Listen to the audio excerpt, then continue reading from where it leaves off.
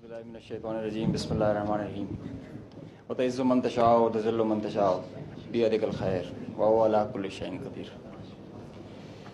On behalf of Pakistan Air Force, Chief of the Air Staff, Pakistan Air Force, I stand here with you all with deep-rooted humility and gratitude.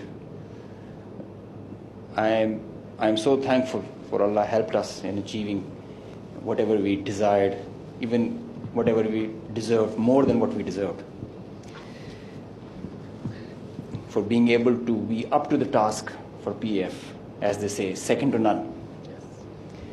Ladies and gentlemen, as the DGSPR mentioned, I am Deputy Chief of Air Staff Operations. I'll pick up from where I left day before yesterday. PF versus IF, 6-0. The PF's response has strengthened Pakistan's national security, alhamdulillah. And it has even strengthened our commitment, the enduring commitment the PF has for stability and peace. But I have no doubt, and I can say with assurances, that the real genius and the mastermind, the cerebrum behind the design and the aim and the structure, the game plan of PF was the Chief of the Air Staff, Air Chief Marshal Zahir Ahmed Babad Sidhu. He asked us to do 3 things in our response: re-establish deterrence, neutralize key threats, retain control of air. And I will show you in my presentation how we try to do that. Slide. During the befitting response that we generated in our first episode, we attrited the IF's pride, the Rafales, resulting in this entire fleet almost coming to a standstill, a ground position. You could see that they were not flying after that, at least not close to their western border. This reduction in flying to bare minimum actually reduced their liberty of action. They curtailed their options. Slide. This is the Pakistan's air defense environment. Pakistan air defense environment is offensive, it's integrated, it's credible. And I'll show you. IF initiated having no space with their manned aircraft. They initiated with their unmanned aircraft operations, targeting Pakistan's civilian population and their infrastructure. Here you see all these spots all across the swath of drones and UAVs who are coming inside our territory, which is being picked up by all our radars from the moment they were entering, even before that. Slide. Now, PF's air defense environment is suitably configured to detect enemies' low RCS, radio radar cross-section, high and slow speed platforms. That you can see that they are all visible by the time they are entering. Slide. So, the anti-drone systems of Pakistan Air Force and Pakistan Army also, and Navy, they rendered the enemy US drones attacks ineffective by spoofing, jamming, and making their systems, rendering them unserviceable. Slide. All drones with low cross-section also were detected, rendered useless through utilization of the indigenous GPS jamming systems that we have, the data and the SATCOM link denial that we created through our indigenous systems that we have made ourselves. So whenever those systems were attacked with the soft kill, they had their error induced into the GPSs and they were going haywire. And whenever they were coming closer to any civil population or civil area of high value, a direct or a hot kill was achieved on them. Slide. So here you can see they were neutralized mid-air with the hard kill whenever they were coming close to any population or any area. Being in a sparsely populated area, they were left all alone and they were applied with the soft kill. Slide. Now, after that, when the US chapter was over and they were fearing PF's retribution, in utter desperation, the IF resorted to a highly escalatory, very irresponsible surface-to-surface and long-range vector application. You can see this is Suratgarh and this is our base Rafiki. This is our eastern border, and you can see the BrahMos, high-speed BrahMos, traveling almost at 3,000 kilometers per hour, who are going over there and coming, numerous, one after another. And now they were being attacked with PF's soft kill. We were inducing the errors into them, into the GPSs, which increased their CEP. The probability of missing their target increases. And hard kill was also achieved. Here you see one of the US has gone, if by the end of the slide you see one of the US has overshot the target and gone ahead. And this is the radar picture. You can see that they are going, this target will, this BrahMos will miss the target and will go ahead and fall in some no man's land. And they are being, one after another, they are coming back, crossing the borders. They are being picked, they are being picked as soon as they are being launched. So real-time launch, mid-flight and terminal phase of all SSM, PF has the capability. Our air defense system, as I just mentioned, is very offensive, integrated and credible. So here you see that they are being launched from Bhuj area. This is the southern part of the country. And this is our airfield Bhulari. You must have mentioned, you have seen there were a lot of mention from the our counterparts. Here you see this BrahMos is coming. It's almost reaching the target, and you'll see when we will apply the soft kill, look what happened to it.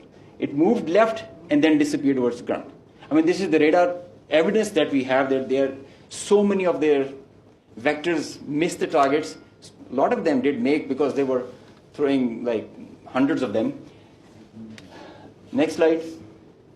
There is one more very interesting thing that I would like you to all see. This is where it is launched from our eastern side towards Jaisalmer. This is our airfield Shahbaz, Jacobabad. Now this BrahMos is crossing on top of Shahbaz, and it is going towards our western border. You can see this is going there.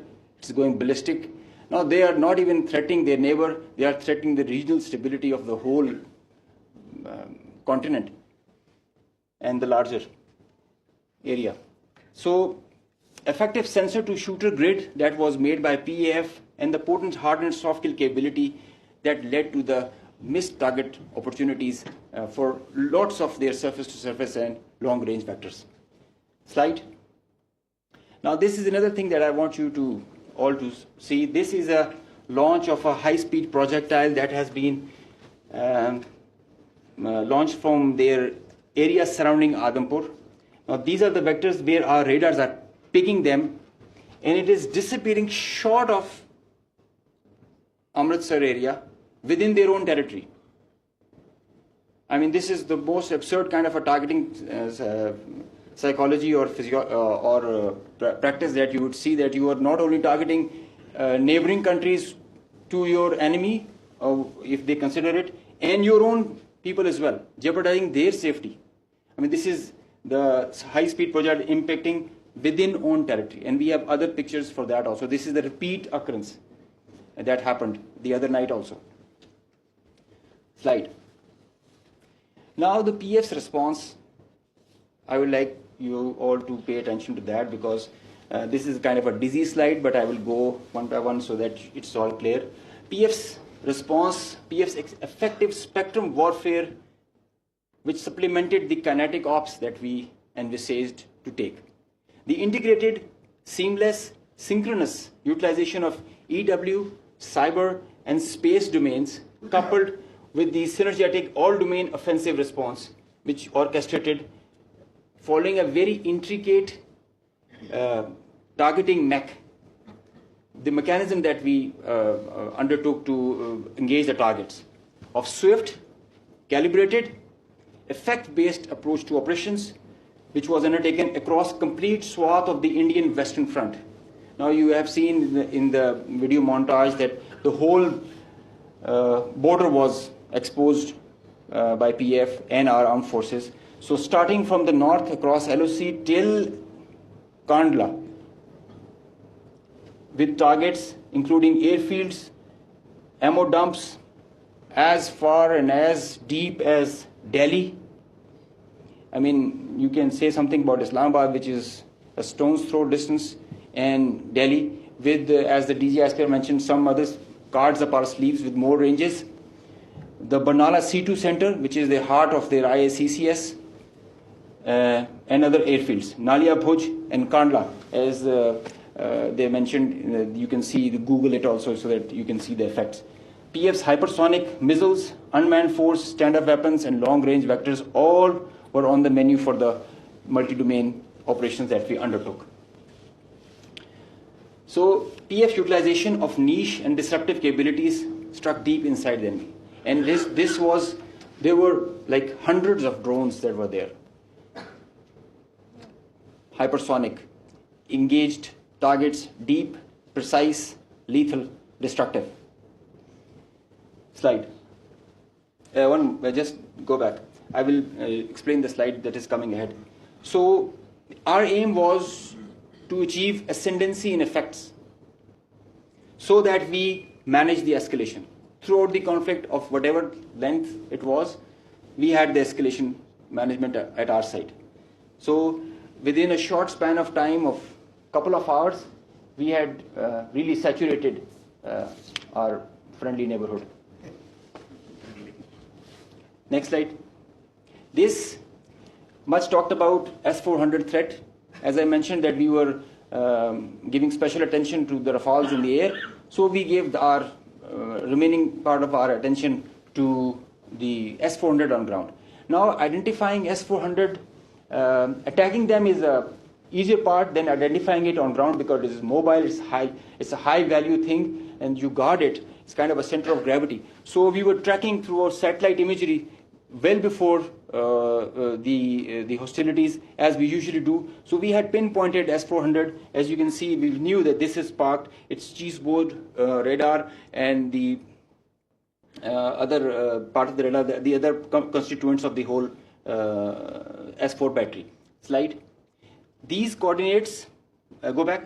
These coordinates were ortho-rectified by our space department, so that you have a very precise engagement. Whenever you are throwing and employing long-range vectors, you really need very precise coordinates so that you don't miss.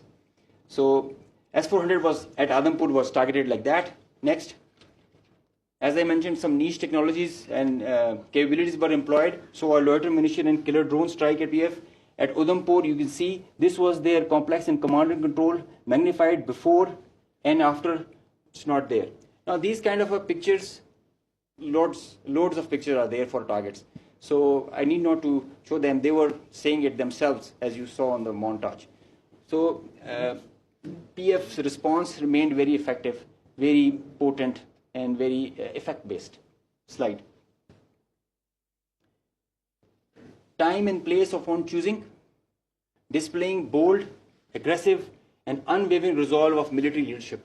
I must take a moment to mention what kind of a pressure you have when this kind of a conflict arises, and I must appreciate the leadership, both the Chief of the Army Staff and Chief of the Air Staff, both. They were both very resolute and very clear in giving instructions to all of us who are the players towards the Navy, Army, and the Air Force. And that is perhaps the reason we were so sure about it, what we have to do. In speed and direction, sometimes you have to prioritize direction more than the speed. So we had the correct directions to follow. Slide. With unprecedented reach, precision, lethality, while avoiding collateral, as we have seen in the video montage. PF hit maximum number of IF airfields in a single operational package since 1971. Because they crossed the international border since that, so we had to do that. Slide. While re-establishing deterrence, Pakistan negated the setting of a new normal under the hegemonistic design of a supremacist regime through swift and effective response. Slide. On a closing note, from Pakistan Air Force, PF remains committed to ensure Pakistan's airspace sovereignty and pursue peace with strength. Thank you.